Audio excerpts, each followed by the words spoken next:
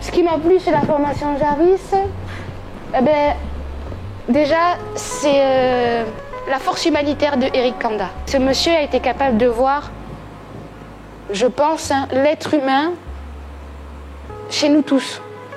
Que l'on soit sans domicile fixe, par exemple pour moi à l'époque, ou d'autres personnes qui avaient des handicaps. Donc au final, si Eric Kanda n'avait pas été capable de voir tout ça, de voir mon potentiel à moi à travers mes difficultés personnelles, je ne serais pas ici aujourd'hui pour vous parler en fait.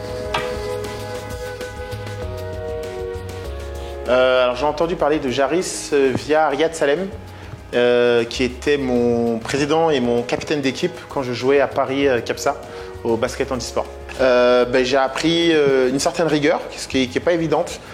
C'est assez complet quand on y repense et ça permet d'être structuré dans ce qu'on fait en fait.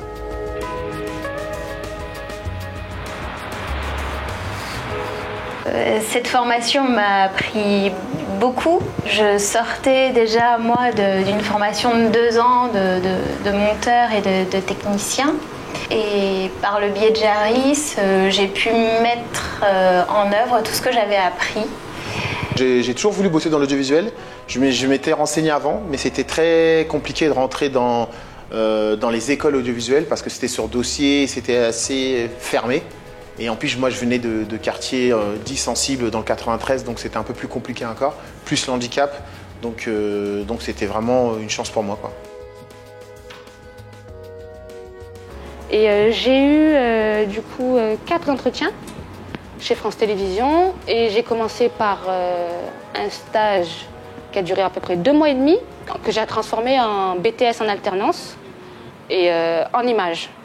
On m'a fait une proposition d'embauche que j'ai acceptée et en fait je vais être mutée à Montpellier en tant qu'électro pour travailler sur la nouvelle série de fiction qui France Télévisions vient tout juste de débuter de produire en fait.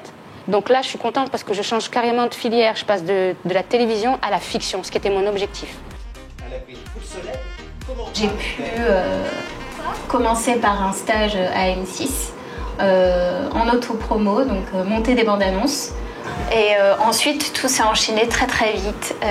Après mon stage de 2 mois, j'ai été prise en pige. Ici, je suis étalonneur, mais plus particulièrement dans la publicité. De l'extérieur, ça semble être cool, le glamour et tout ce qu'on va avec, mais c'est un métier très très très très dur.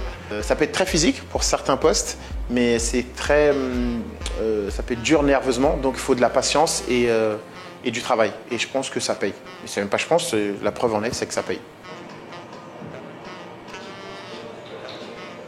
Mon conseil pour les jarriciens actuels et les futurs jarriciens, je dirais aux gens d'écouter attentivement les conseils qui vous sont apportés par vos accompagnateurs et vos formateurs, parce que des fois on est persuadé d'avoir raison, parce qu'on a des objectifs, on a des souhaits, mais entre nos souhaits et la réalité, des fois il y a un vrai gouffre.